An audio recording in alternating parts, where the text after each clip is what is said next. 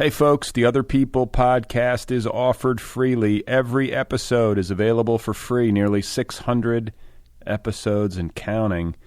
If you want to support the show, you can do that at patreon.com/otherpplpod. You can also rate and review the show at iTunes. That helps the cause. Thanks very much. Okay. You are not alone. You have found other people. You and I have a friend in common. Every stupid thing that a writer could do, I've done. I think it's really beautiful. Dude, what a struggle, you know? There will be blood. Incredible. You know, it's like your head exploded seeing what was really there. And now here's your host, Brad Listi. Just one person at just one time. Hey, everybody, how's it going? Welcome to the Otherppl podcast. I'm Brad Listi. I'm in Los Angeles. How are you out there, wherever you are? Are you doing okay? I hope you're well. I have Chris L. Terry back on the program for a second time. He is celebrating the publication of a new novel called Black Card. It's available from Catapult Press, and it was just good to see him and to catch up and commiserate, find out where he is in life and in art. That conversation is coming up in just a moment. I got a letter from a listener named Keegan. He writes, "Hi, Brad. You were mentioned in a recent episode of the Bret Easton Ellis podcast. You come up at the 1 hour, 20 minute, 45 second mark. It's an interview with Anna Kachayan. Apologies to Anna if I've just mispronounced her name. Co-host of the popular lefty podcast Red Scare. They are talking about a liberal overreaction to Trump. And he brings up your name. For the record, I disagree with Ellis completely here. I just thought it would be interesting for you. He does call you very handsome, which is fun. Love the show. All the best. Keegan."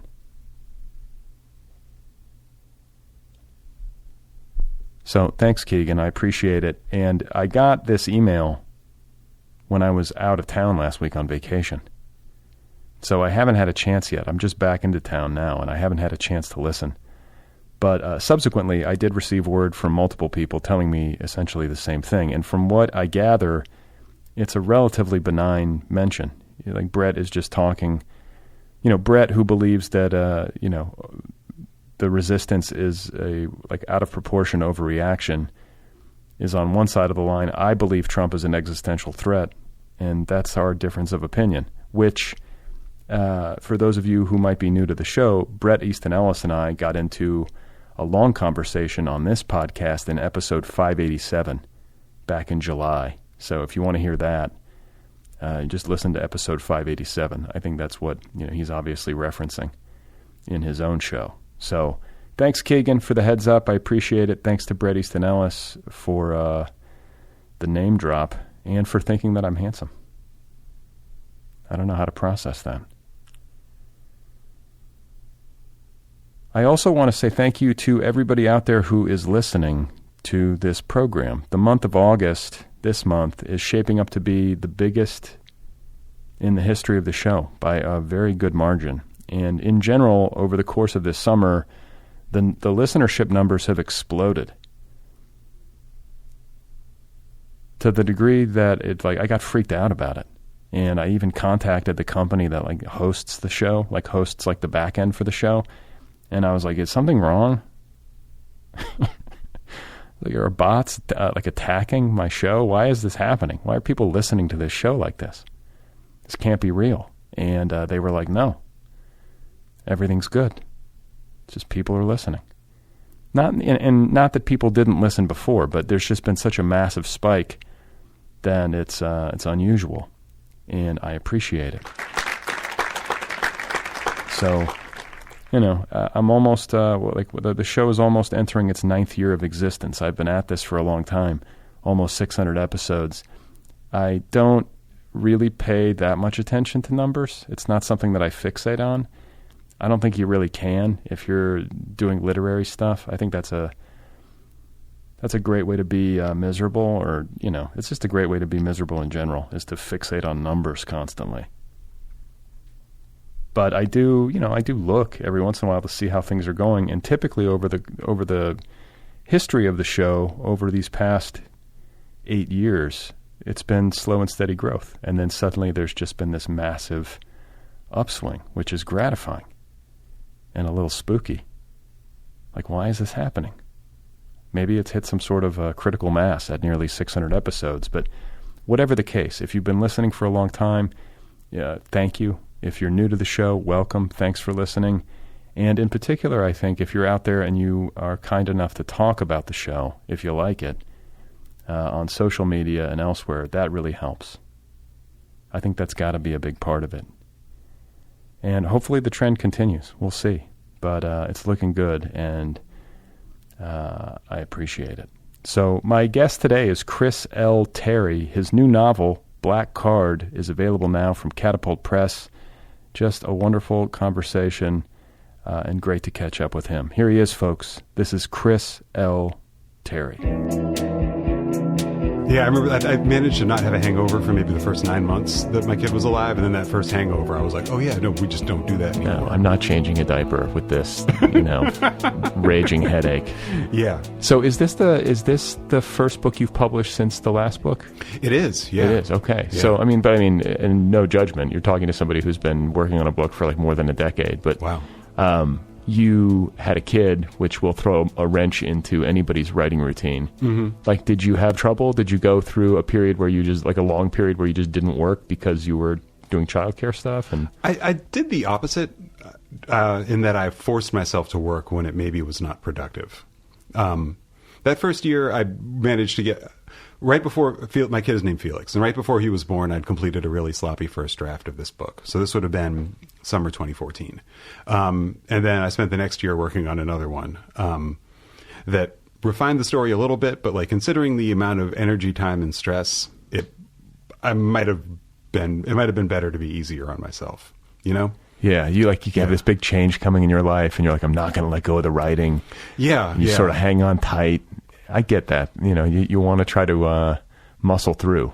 Yeah, I'm super regimented. So the kid was coming in. It's kind of an unknown, and I'm like, I'm never going to run again. I love to run. I'm never going to sleep.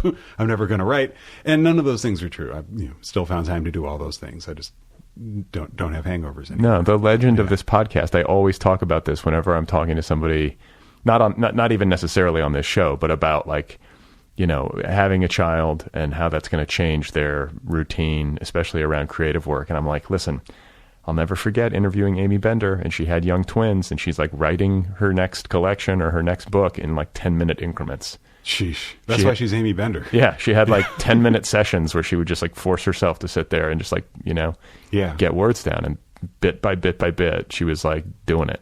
And I think there is something to be said for keeping, I call it keeping the engine warm, so you can just dive back in if you have those 10 or 15 minutes. I know some people that work that way. Yeah. I have to I feel like, I need to get better, like sharper in my approach, but I feel like I need all this warm up time. Like I can't just like jump in for 10 minutes and jump out and like, I guess maybe I can, and I just don't think I can, but that seems hardcore. Like I sort of need to give myself a moment. Dick around on Twitter for an hour, like flip through a book. Yeah. That was, before I became a parent, I realized that like, even on the day when I had all day to write, I'd probably only bang out about 90 minutes worth of work because I'd like be jogging and screwing around on social media and all that stuff. So how much are you running? I go running 3 or 4 times a week, like 4 to 6 mile runs.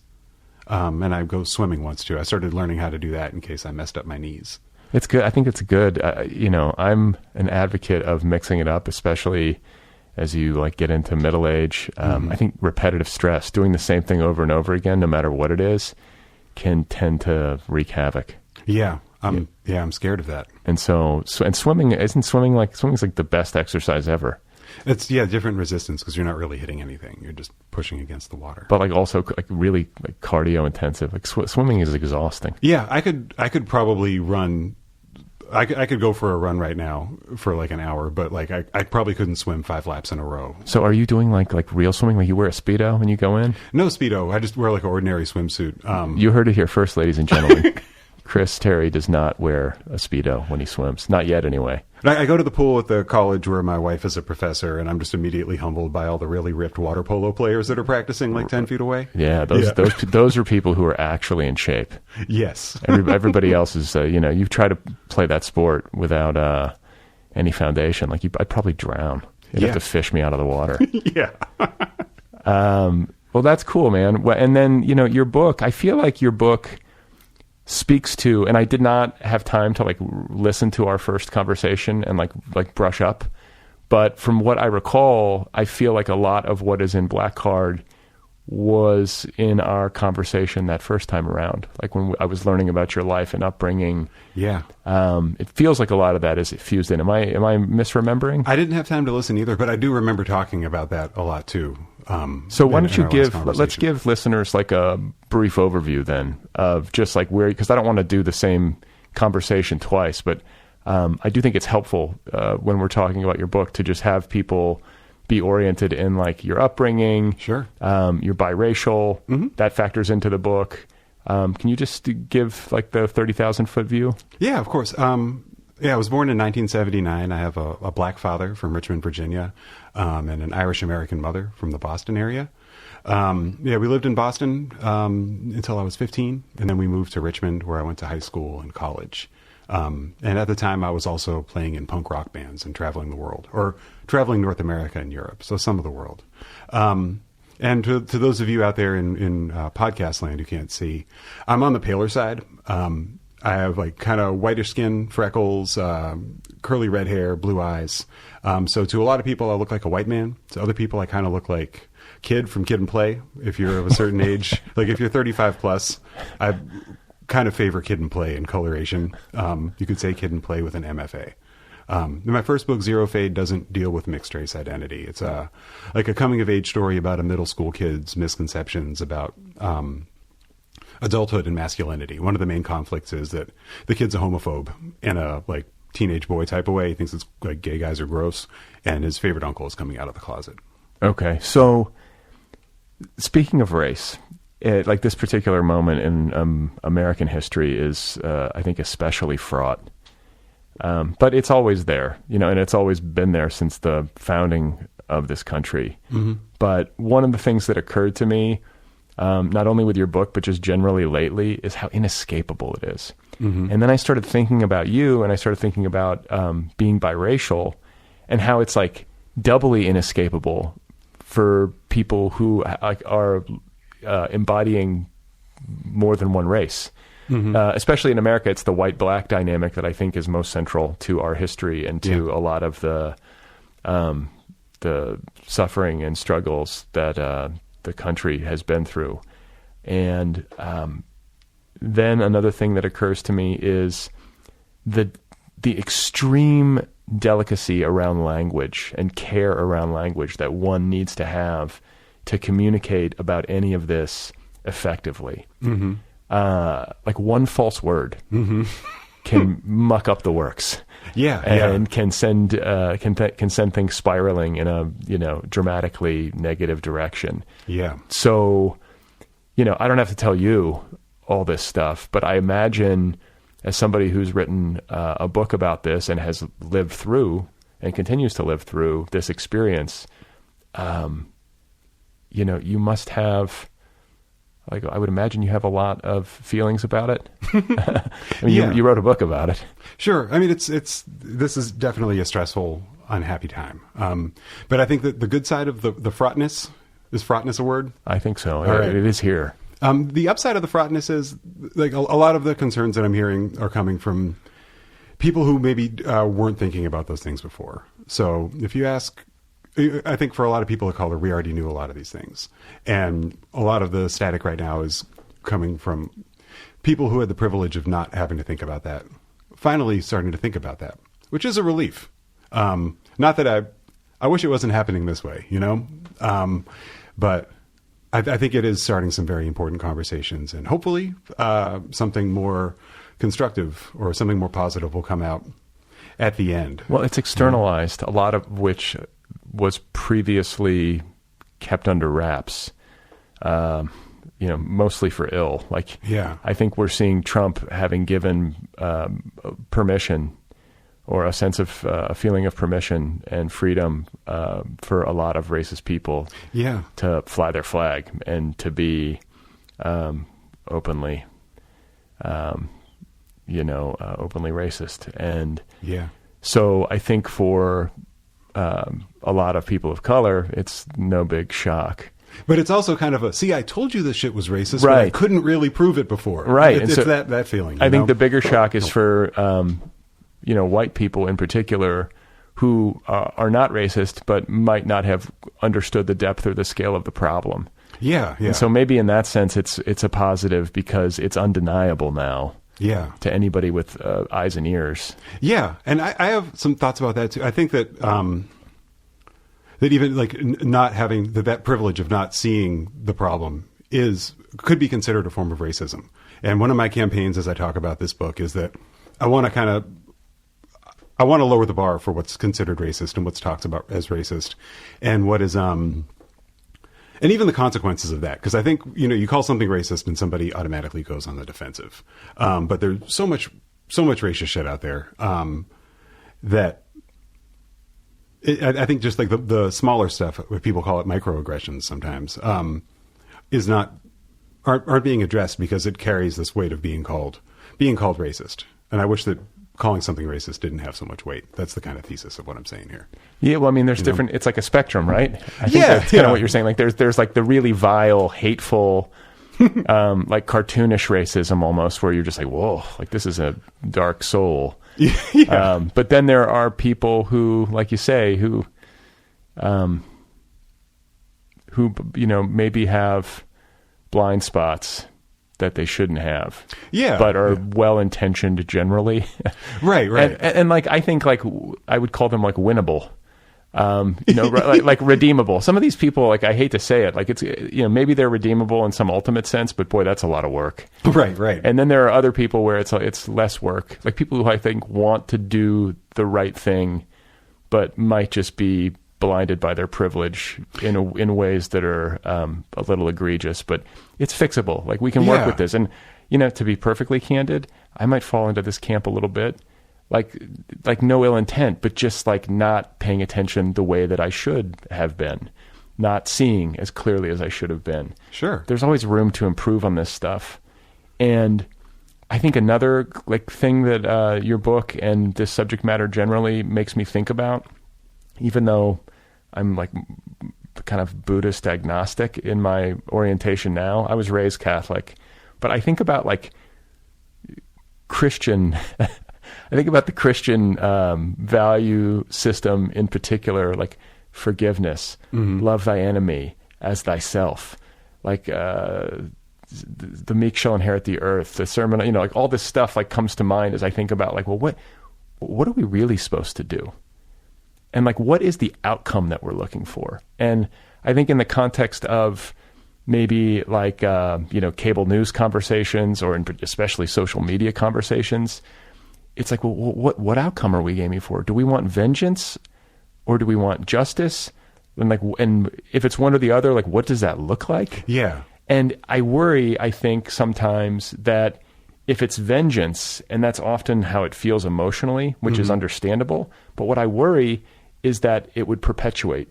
It's like violence begets violence, right? Like that deeper wisdom or whatever, which is not specific to one faith tradition. Yeah. But it's like, wow, if we really want to create harmony and a society that's colorblind and at peace, like, how do we do that? I'm not sure. I've been working on a freelance job where I'm researching some political history over the last maybe like century and a half. And it's interesting to see how politics, it is often just like a pendulum that swings back and forth, and it's kind of like liberalism and then conservatism. And I don't have an easy answer for that. It's just something I was just thinking about yesterday, though. Yeah. And it's like,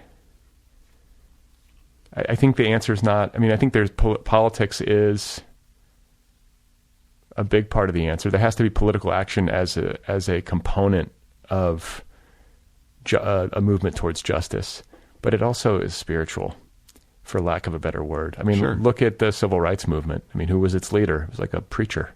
Yeah. who was particularly eloquent and, just had all of the strength and charisma to lead it. But we're talking about MLK here? Yeah. But also but then there's also, he wasn't the only person. I think there's like this, there's like that, the MLK versus Malcolm X sort of dichotomy philosophically, that I think there's kind of been a long argument over in terms of which one is the right approach. Yeah, I think someone was told MLK that like that nonviolence shit's going to get you killed, and it did. But then again, Malcolm X didn't live either, So yeah, I don't know. Yeah, I don't know, man. It's such tough stuff. But yeah, did it? Do you feel like from a personal identity perspective, you feel like you found solid ground? As a person, I think of like the popular culture corollary is like Obama.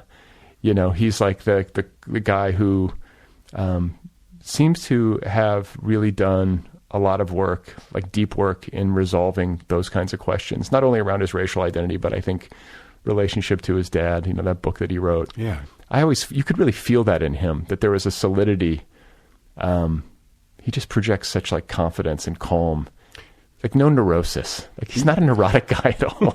And as a neurotic guy, I'm like, wow, But I think you need to know yourself so that you can know what to do. And it seems like he definitely wouldn't have, rose the way that he did if he didn't do that work. Yeah.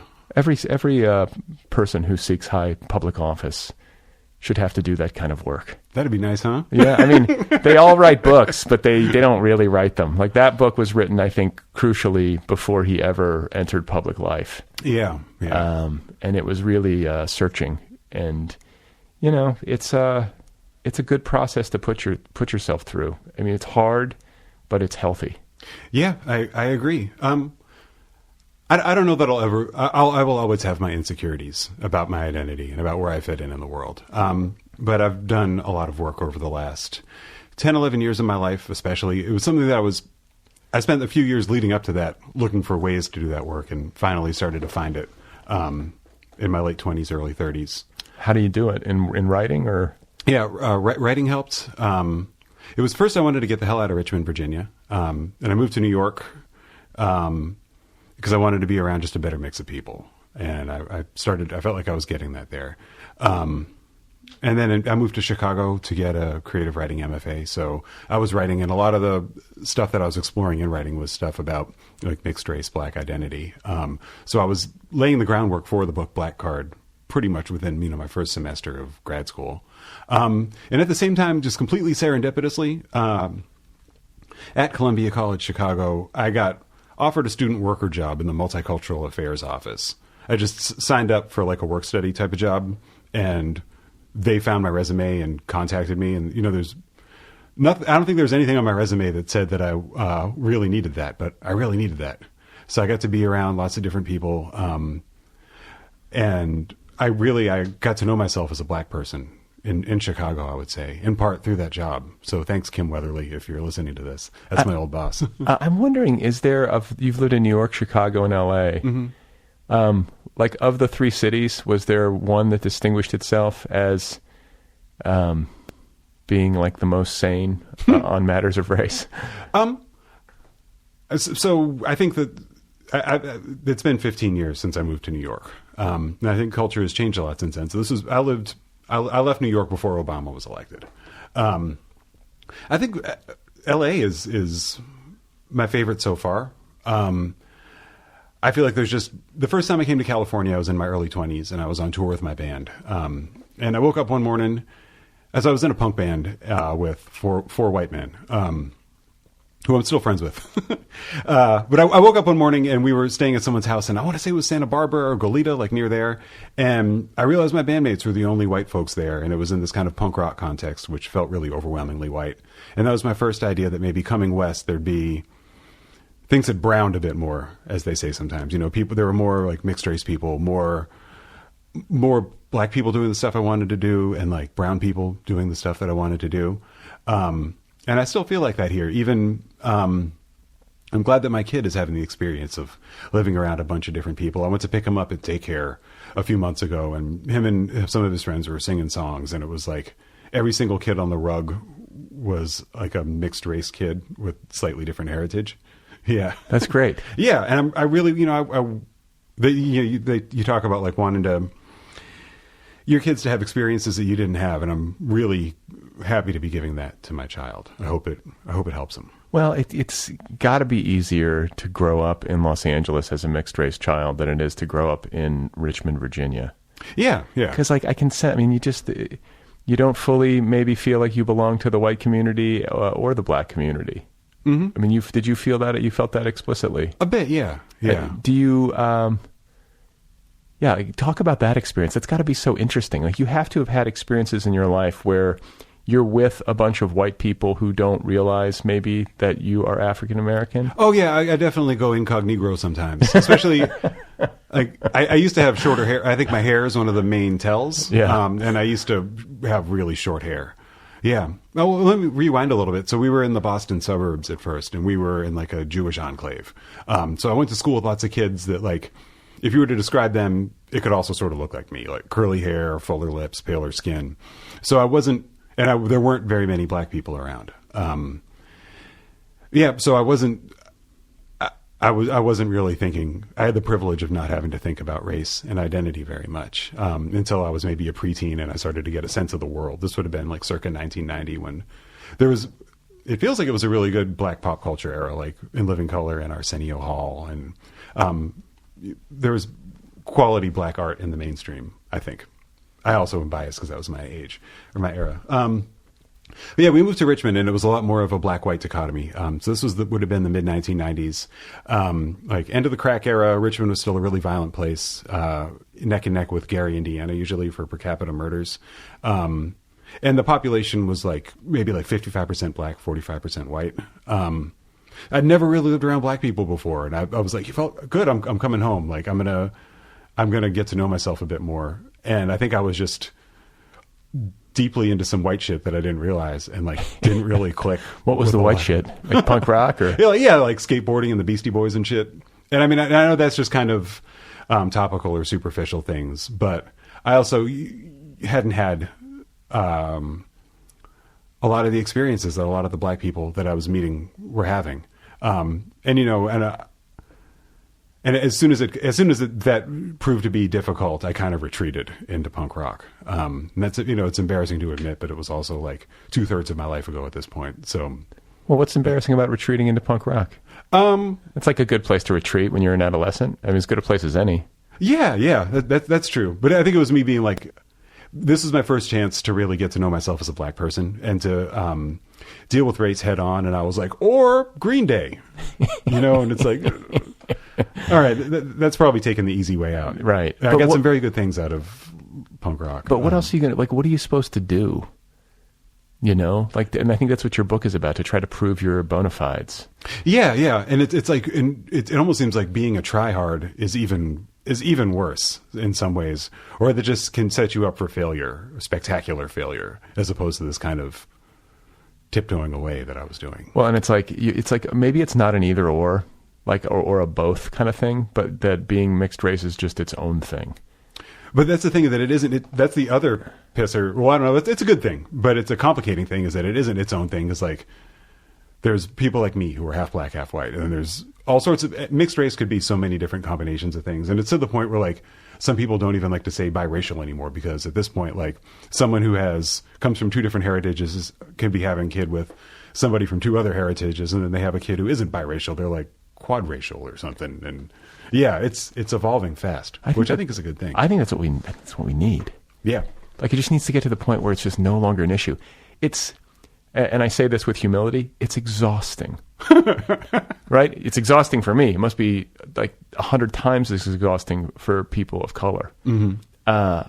But I mean, for just sane people in general who just want there to be some peace and harmony, it's like here's what's exhausting about it to me, is that it's so stupid. Mm-hmm. Like, racism is you have to be so stupid. It's like you can explain this to a 4-year-old in 5 minutes, Why is his skin peach? Right. Well, that's just the pigment, and it's the way he's made. Why is her skin brown? Oh, it's just the pigment. But we're all the same. We all, like, oh, okay, done. Yeah. Like kids get it immediately. I mean, it's obviously taught. It's a learned hatred, that's passed down that way. But yeah, it's like, it seems like it should be so much easier to remedy than it is. I think that's the frustration. It's like, we really can't get this. We can't wrap our heads around this. Like, yeah, and I think that's ideally is kind of I want to delay or soften that kind of learning in my kid, and that's why I want him to be around a better mix of people. Yeah, and I'm wondering, if I'd feel differently if I'd grown up somewhere else. I'll never know. Excuse me. Yeah, the racial tension in Richmond must have been pretty pronounced. I've never spent time there, so I could be wrong. Right. So it's different. So, Boston does not get a pass in this. Boston definitely has a lot of racism, but I think also just the culture, the way people conduct themselves is different. And we were also around, like, in a more kind of affluent area where people would maybe be more reserved about stuff. They kind of bought their way into isolating themselves from certain issues. But we definitely experienced some racism in New England, but it's a lot more in your face in the South.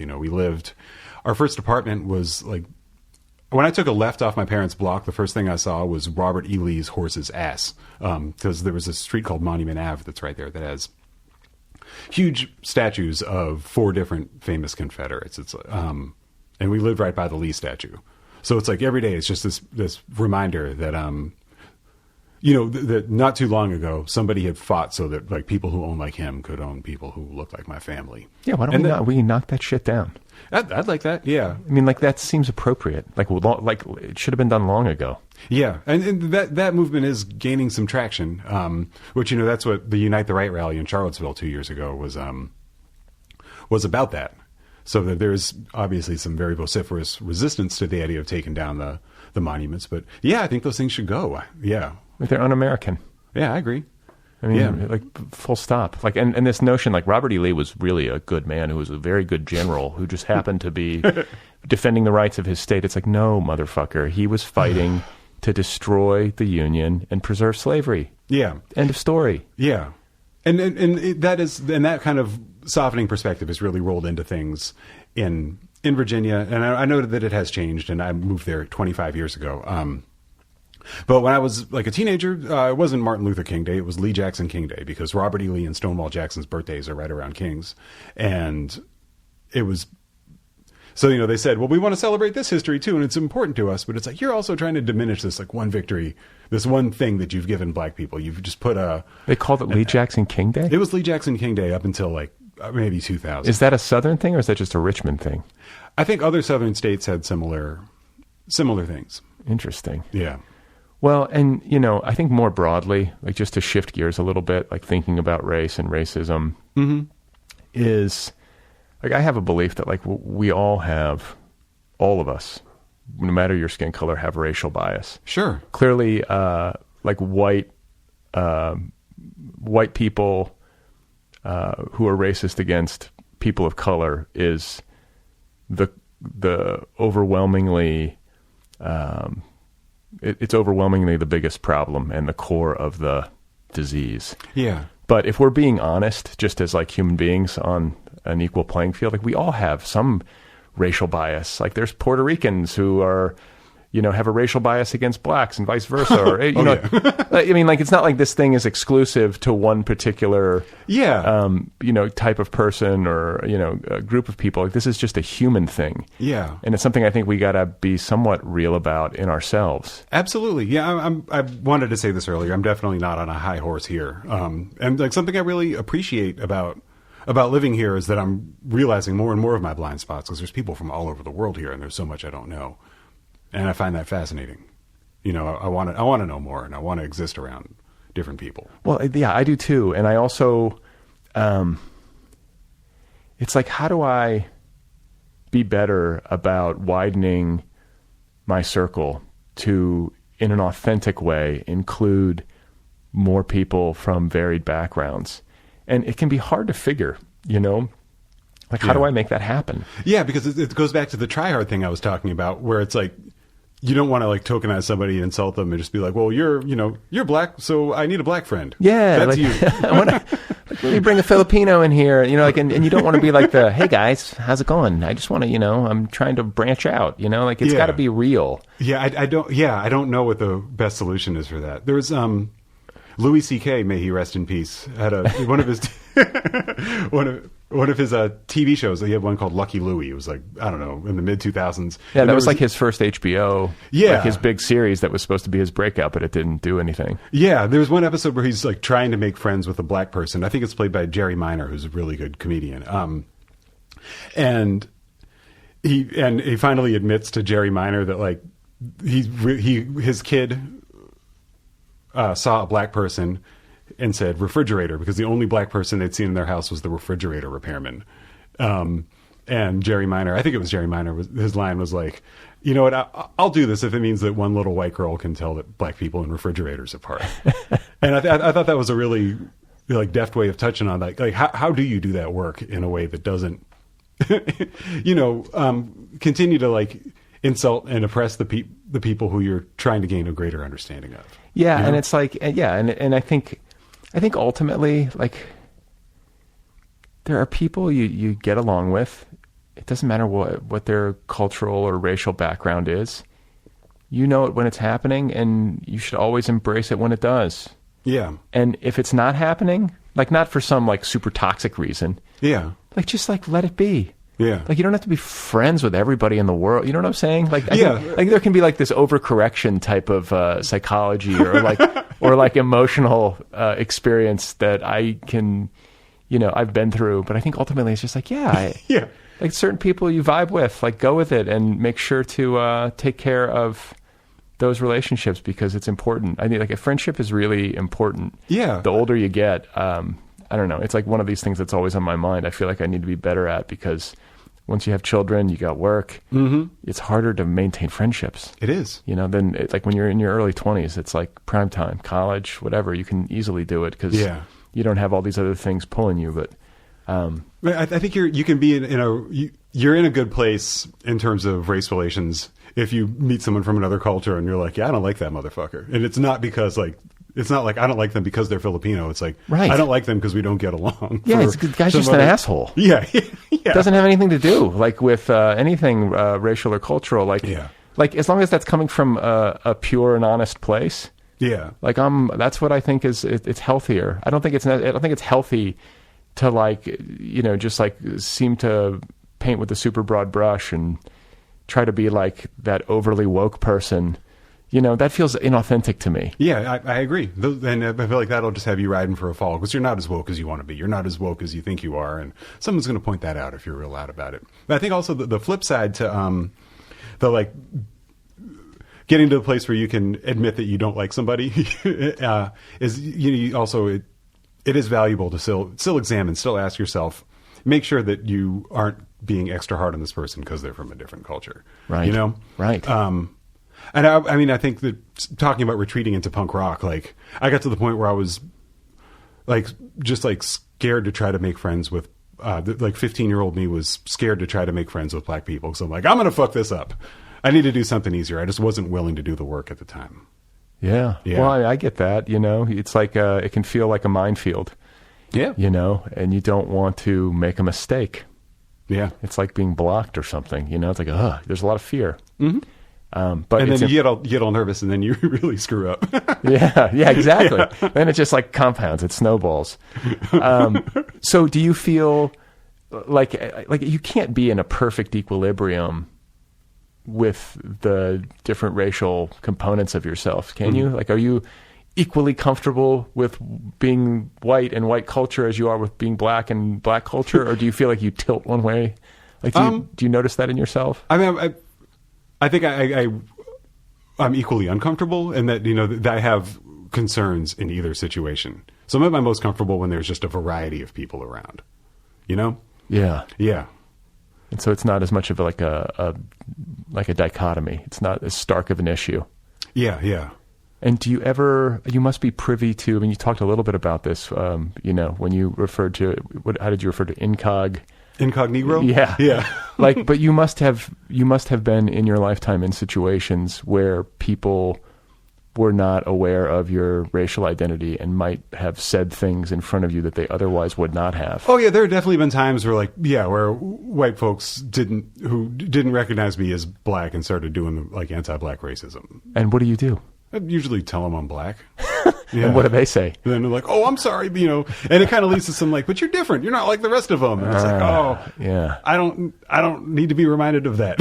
Yeah, I might feel different on the inside than I look to you on the outside, and yeah, the idea that black people can tell that I'm black because like black people come in a lot of different colors, and we can have an easier time recognizing each other. Like if you're white, it's like being white is the norm. That's the supreme. That's the supreme thing. That's the overriding culture in a lot of ways. Well, it's the privilege. Yeah, and you're not going to take a moment to. You're going to assume that the other people around you have it. Yeah. I'm maybe not being very eloquent here. I'm sorry. Well, the language. It's hard. I think that's what I was saying at the outset. Is that like trying to language this stuff is so delicate and difficult. And I'll give an example. And I hope I don't get in trouble for saying this, but. You're canceled. Totally. Yeah, but canceled. I worry. It's like, again, I feel like I'm tiptoeing through a minefield and could easily be making mistakes. So sure. I just ask everybody's patience. But like Toni Morrison recently passed away. Mm-hmm. So of course, like my Twitter feed was lit up with, grief and remembrance and appreciation and eulogy. And there was a video that went viral where she is talking to Charlie Rose. Mm-hmm. I don't know if you saw this. Is it the one where they were like, "Do you think you'll write white characters?" Is it? Well, it was more like she was like, "I'm not a victim. I refuse to be one," which is an awesome sentiment and like this like expression of strength. And she said, "What would white people be with it? What would these white people be without their racism? Would they be strong? Would they be smart? How would they feel?" And she's basically saying, like, "Take me out of it. It's the problem of white racists." But when she was. And I am 100% on board with the sentiment. It's an awesome clip. Mm-hmm. But there was a moment, if I'm being totally honest, where she says, white people have a problem. Mm-hmm. And there's a part of me that was just like, can we just put the word some in front of white? Like, it's not all of us. Like, is that fair? Or is that, am I being too defensive? You know what I'm saying?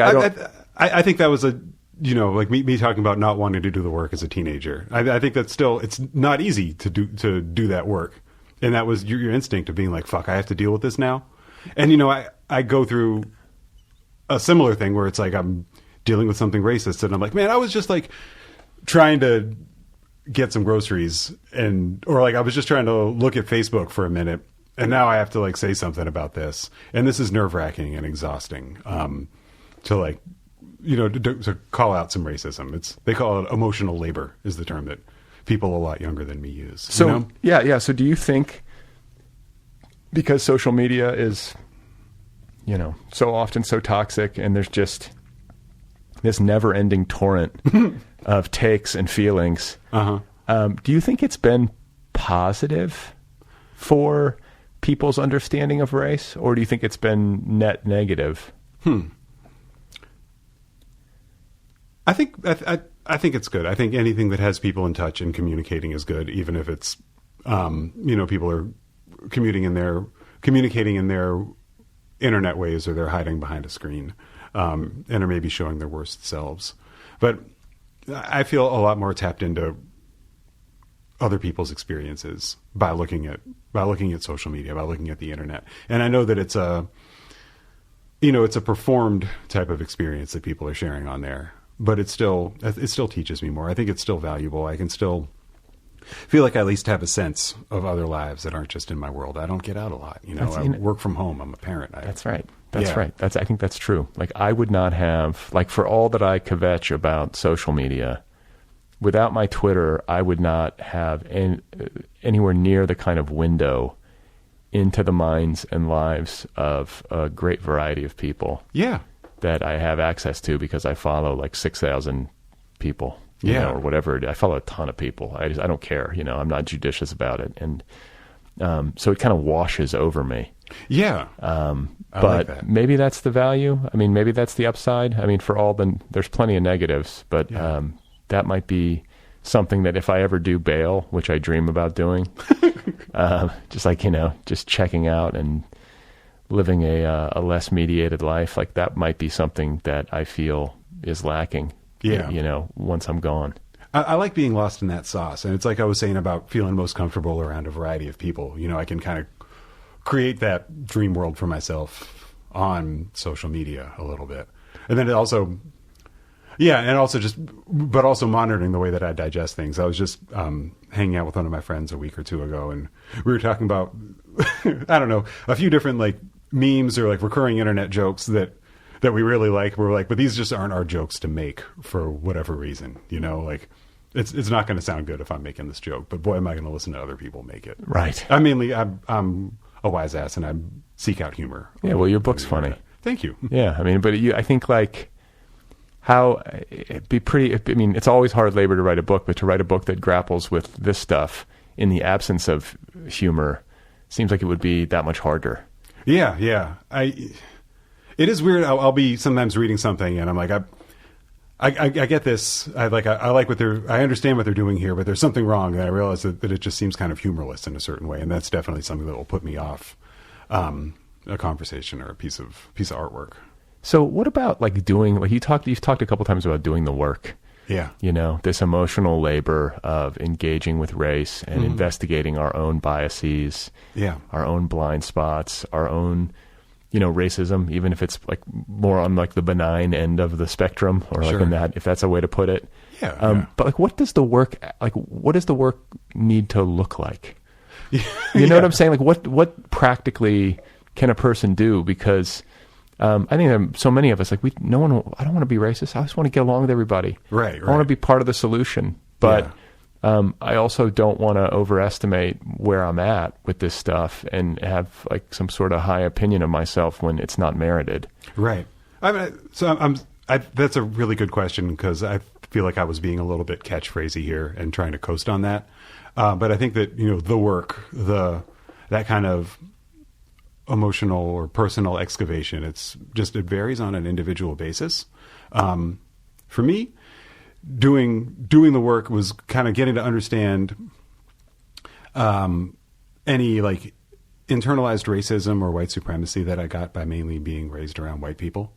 It was understanding certain privileges that I have as a black person who can pass for white or who presents as white to some people. I don't get pulled over at random by the cops, for example. And I know that's a very big example. So doing the work was getting to taking stock of some of the privileges that I've had or some of the things that I'd internalized, that had given me biases or given me an insensitive perspective on the rest of the world. Yeah. I mean, because that's a big one, because you're lighter skinned and can pass, like just to have to move through America as a person with like darker brown skin, especially, I mean, darker brown skin full stop, but also, as a male, it's like the level of just like baseline anxiety that must bring, that's quite a thing to have to deal with. Yeah. That I think can miss people. You know? Are you familiar with Damon Young? He writes for The Root and Very Smart Brothers. It's like a cultural commentator guy. I might have read, but I'm not like super familiar. He's good. He's one of my favorites. And he wrote an essay. This was maybe like 5 or 6 years ago at this point, but he talked about nigger neurosis, which was where like you are asking yourself if something happened to you because you're black or just because it happened to you. So the extra layer of having to ask yourself if that was racist and how you might act differently. And it's just like in any given situation. I don't know if you want that in your search history, but I say give it a look, give it a Google. Yeah, it's a really good read, and I thought that was a really great insight into the kind of extra step that we have to go through. Yeah. Do you have hope that it'll ever? Probably not in our lifetime, but do you have hope like that things are going to get to a point where this is just in our past, like really in our past, or is it? Is it just on some continuum, and it's going to be a fight we just never stop? I think that as long as there are people who stand to benefit from having people divided, they'll find a way to divide people, and that it will probably continue to be a racial thing until people start looking different, or people all start looking the same, which might happen in 9 or 10 generations. You never know. You never know. Yeah. I mean, especially I think in the cities where people of different races and cultures are living in proximity. Like I want to say Los Angeles is like per capita the most diverse city in the world. Oh, really? In terms of like cultural and racial representation, like nations, you know, like I want to say. Cool. Well, it's so big. I mean, Yeah. there's like little pockets of culture, you know, like hidden all over the place. But it's, I don't know, maybe it's like, it seems like it would happen. But then again, like, you know, you look to a place like Richmond or these cities in the South and it feels like is there a lot of intermarriage and relationship happening there? It feels like it would be more segregated or separate. It's still pretty segregated. I think less now than it was when I was a kid. But there's something else I wanted to mention. It's also easy to get caught up in like, it's so beautiful that so many different people are living in close proximity to each other. But that doesn't mean that just because two different groups live near each other doesn't mean that they don't hate each other. Right. Unfortunately. Right. You know? But Yeah. at least like, well, it's tough because, you know, one of the ironies of the South, like I grew up in the North. I grew up in Milwaukee. Okay. Has plenty of racial problems that Yeah. were like maybe sort of like quieter, like more hidden. Yeah. But I have parents who are from Louisiana, and Wow. my ancestors are from Louisiana. Like my dad's side, my great grandfather he came over on the boat, so it doesn't go that deep on my dad's side, and my great grandmother. On my mom's side, it runs deeper, and there might have been. I have never actually investigated this to the point where I would have like official confirmation, but it seems likely that there were like slave owners Yeah. in my family line, which fucks with my head. Mm-hmm. Like having that blood in my veins, like I don't know, like it's weird. I can feel a sense of guilt. Uh-huh. It's like truly like feels. It makes me like super uncomfortable, and I have a sense of responsibility around it. And I say all this without even really having total confirmation. It just seems like logical based on the time period in American history and where they were, you know, unless they were, you know, the quiet dissenters or something. Like, or poor and working on a farm. Yeah, like fingers crossed. Yeah. It's a kind of another running joke. It's like, it's easy to look back at like, since I don't know, I can't trace my way all the way back to Africa and know what my family was doing. It's like, oh yeah, definitely. You know, they were kings and queens, my ancestors. Right. And you know, and everyone says that. Anyone could say that. And Yeah, well, and we everyone- weren't all kings and queens. Some of us were working on that goddamn farm instead. That's right. Or like people talking about past lives. It's always like, you know, they go see a psychic and it's always like, oh, you were Cleopatra. It's never like you were like a goat herder, you know? Yeah, you weren't doing Cleopatra's laundry. You were Cleopatra. Yeah. So, but I, you know, I just, it's weird to think about like generational, ancestral, like guilt and like what responsibility there is. Cause even if my, forebears were like farmers and quiet dissenters in Louisiana, there are still like in my present existence, aunts, uncles, deeper family, some questionable views, shall we say, you know, and some Trump supporting, people who like, you know, it's really hard to, love them, but reconcile that with the fact that they're like on board with this. Like these videos of these family separations and these weeping children, it's like what? Like where's the line for people? It's it's really hard to parse and to know how to behave around family members who can tolerate that. I don't know this for sure, but wasn't this always kind of going on? The deportations and family separations is just kind of being talked about now more. Different. was There were family separations happening when a parent was like truly strung out on drugs. This is my understanding of it. Okay. So if like the mother was like wasted and the child was endangered, then there would be a separation for the child's welfare. Yeah. But like just being like, oh, miss, we're going to have to see your baby just for a moment. And then the baby just disappears. Yeah. And you don't see your kid for 2 years. Sheesh. Yeah. Like this is different and sinister and it has Stephen Miller's like fingerprints all over it. Okay. And it's, I think, very much the precursor to the kinds of like horrors that we've seen in past genocides. Yeah. Like, not to sound like too alarmist, but I mean, no, it's not like these things like you flip a switch and it starts happening at like, you know, an amplitude of 11. There's a build and a slow degradation of our like sense of morality. Yeah. And they wear away at it. And then suddenly, you know, you look up one day and you go, what the fuck has happened? Yeah, I agree. And I'm sorry if I sounded kind of ignorant there. It's, you know, as a relatively new parent, it just makes it all the more emotional for me. So I have a hard time even just approaching it. It's so fucking upsetting. It's horrible. And, you know, like, look, there were a ton of deportations. I think there were more deportations under Obama than there were under Bush. Mm-hmm. Like, he enforced the border, and I'm sure it was not a completely, you know, clean process, mm-hmm. you know, from a perspective of humanity. But the cruelty as a feature and not a bug, has definitely taken root with Trump. Everything does seem dumber and crueler, like as a feature. Yeah, and they celebrate it. Yeah, you know, that's like what's so weird and troubling and sinister about it. So, I don't even know how we got to that, but it's certainly, I think, on most of our minds. You know, especially if you're watching the news or on your computer screen too much. Yeah. So what about the actual? I mean, you talked a little bit at the beginning about you know, sort of muscling through these earlier drafts of your book. Mm-hmm.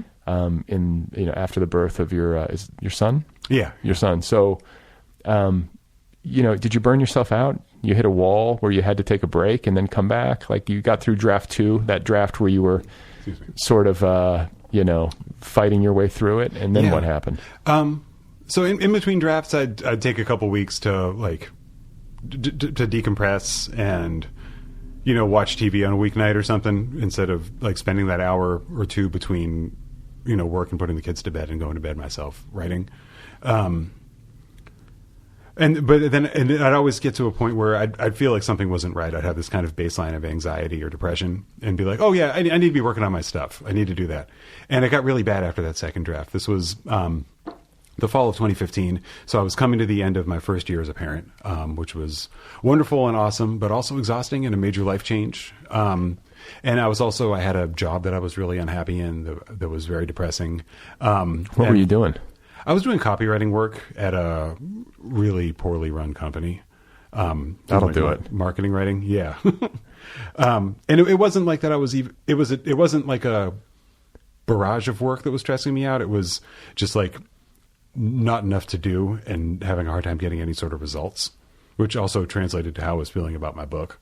And, you know, my Zero Fade, my first book, was 2 years old at that point. So I was done promoting that, and I felt very, like, out in the weeds. And I really wanted to come back. And that's when I started to rally. And between late 2015 and, like, late spring, early summer 2016, I got the book a lot more in shape. I really just feel like I made a big leap in working on it right then, and started looking for an agent, like, summer 2016.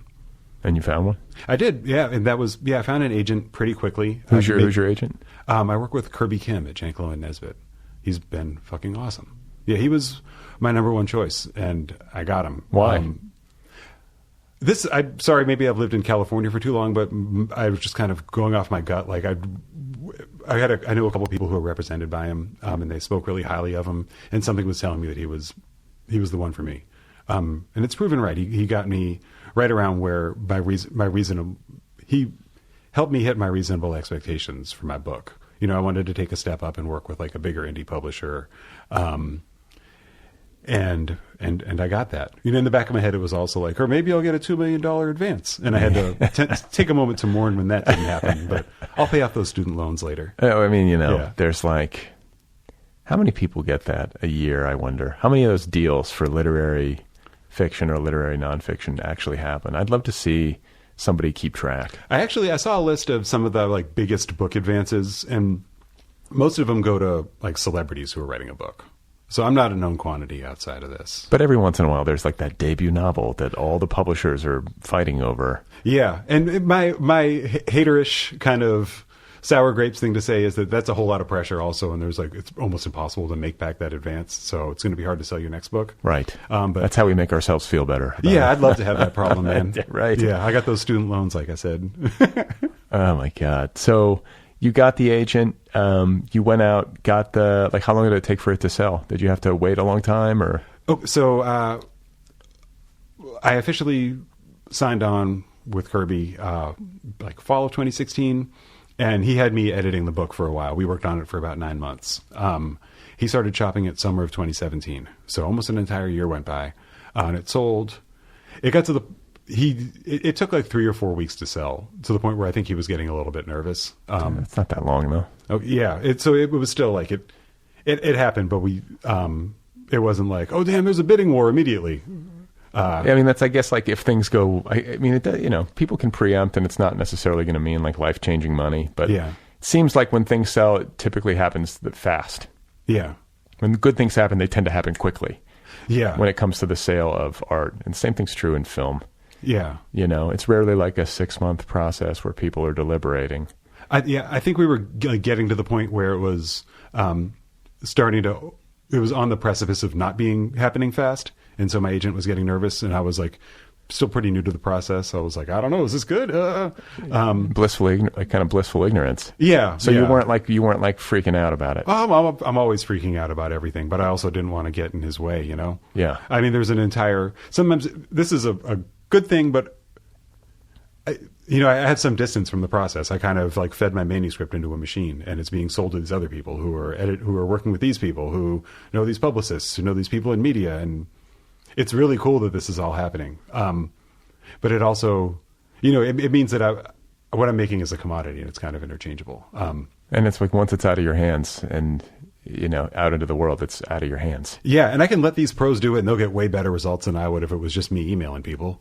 Yeah, and I appreciate the hell out of it. It's been awesome. Yeah, it's nice to have some help. Yeah, I mean, absolutely. You wrote the fucking thing. Like, you shouldn't have to do it all. I mean, like, that's the thing about it. It's like this kind of like cruel reality, especially, when you're more of a, quote unquote entry level writer, or you're like really on a micro press, or you're publishing yourself, or, you're just dealing with limited resources in whatever context it happens to unfold, is how much of the responsibility falls on the writer.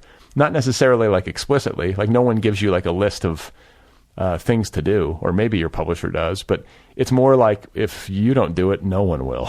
Yeah. And so it's like such a relief and a joy, I think, to have any help in the process. Even an agent just like taking the time to read and like offer like, considered notes and feedback is like, such a relief and so appreciated. And to get like a professional copy edit, that's a nice process, like saving you from yourself. It is. And I come from, like I mentioned before, this kind of punk rock background where I am was making, like handshake record deals and like touring in a van and doing a lot of stuff myself or with my friends. And so that's my instinct, is to just like be pretty assertive and to try to do stuff. So a few times where I was like, I really need to like sit back and let these people cook because they're the pros, and I'm really excited to see the results I'll get. Yeah. Yeah. So do you still play music? I don't, but I'm thinking I might. I love music. I'm still a music geek. I think I'm going to wait to start a band until my kid is old enough to be embarrassed. Yeah. Yeah. So like another 7 or 8 years. Just like a dad band. We'll see where I'm at. Yeah. What instrument do you play again? I was singing in most of the bands I was in, but I could play a little bit of everything. So you can sing? No, I can shout. I can't really sing. You're like screamer? Is that what you're doing? More of that, yeah. Oh, wow. You don't seem like it's hard to picture. Oh, yeah. There's I have a calm exterior, but I'm pretty neurotic. You got some rage? Maybe more when I was younger. Yeah. Yeah. Now it's just like fatigue. Yeah. Now I'm just fucking exhausted. Wariness. Yeah.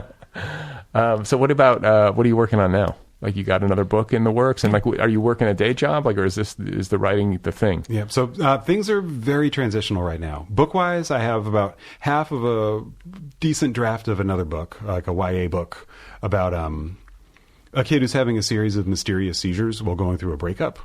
And he's kind of like blaming his ex for the health problems. So I'm trying to kind of interrogate like that kind of sad boy, toxic masculinity. I haven't touched it in a couple months. The other, professionally, my life has just been changing. I was doing copywriting work. I got laid off in April, so about 4 months ago. And I've started doing more freelance work now. I'm on a big project. I'm for an agency, like helping to write a political podcast, like working with these journalists to help shape their story. Oh, that's cool. I'm not sure how much of it I'm supposed to spoil surprise wise. So I'm sorry if I'm being like a little obtuse here or something. No, yeah, but it's a big step up. Instead of working in marketing, it's something I really want to do, and I'm hoping it opens a door. So it's another layer of pressure right now. I have the excitement and the worries of having a book coming out. And then I'm also like having a bit of a career change that I really want to succeed at because it's really exciting and engaging. Well, so those are the two things I'm doing right now. And it also seems like the kind of gig that there would be some symbiosis with creative writing and pursuits. Yeah. Like, are you in office every day or? No, I'm working remotely, which I was 9 to 5 before in an office. So even that's been a transition. It's been a nice transition, but it's, a few weeks in, I had to remind myself, it's like, just as I'm not at the office doesn't, like, if I go take a yoga class at lunchtime and it takes 2.5 hours, that means I have to work at night.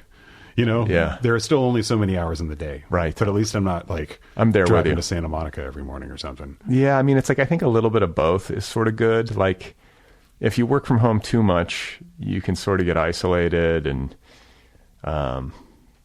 maybe lazy or lazier, or you just don't have as much, when there's not as much external pressure on your schedule, it's easy to slip a little bit. And it's good, I think, to have to engage with other human beings in a professional context. Yeah, absolutely. I do like some structure.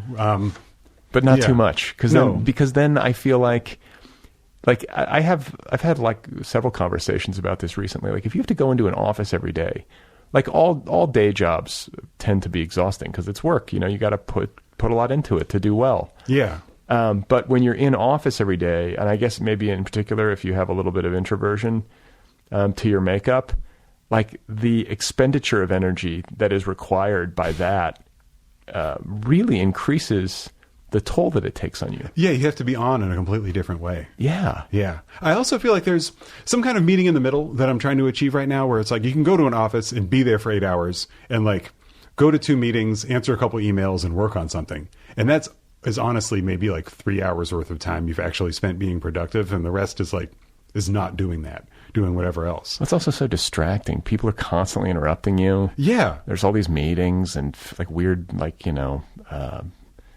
round tables or whatever. And, sometimes they're productive, but other times you're like, I could be getting shit done right now. Yeah. But it also, it's like you are at least working. Like the people that are paying you are like, they're doing something that I can look at and see that they're working. Right. So it's like a 3-hour work day, but then it's like I have it should be an 8-hour day.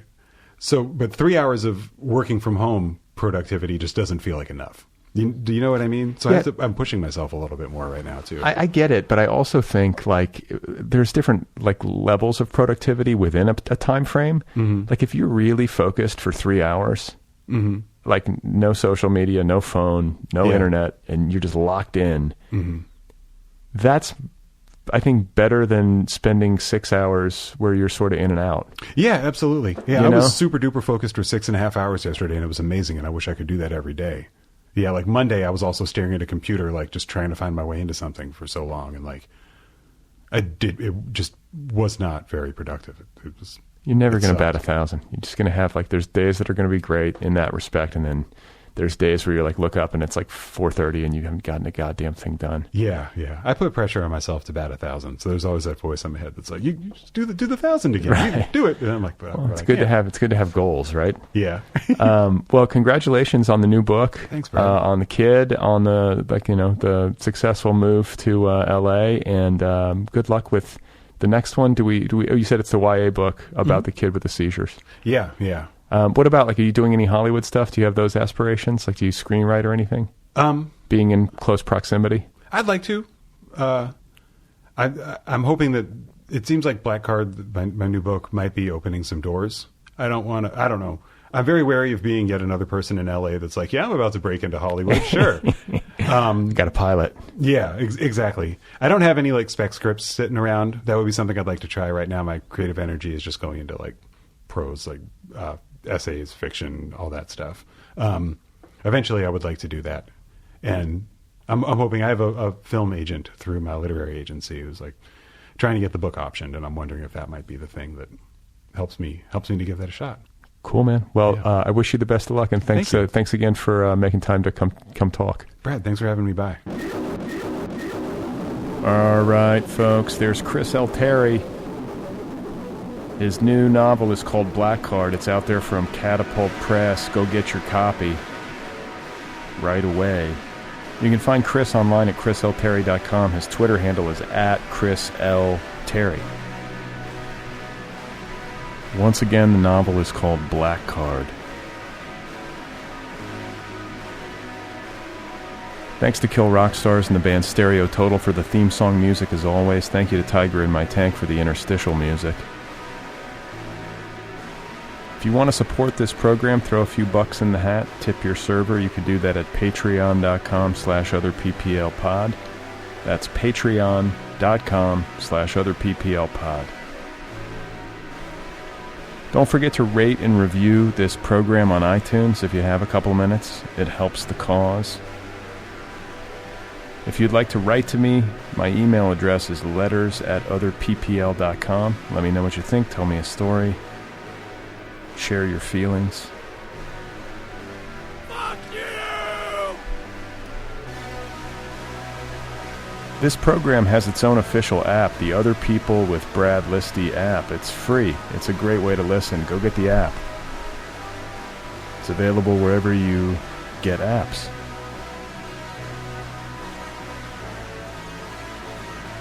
Next week on the program, I will be talking with R.O. Kwan. So get ready for that. One of our more exciting young novelists. Summer's almost over. Where did it go? Oh my God, we're all gonna die.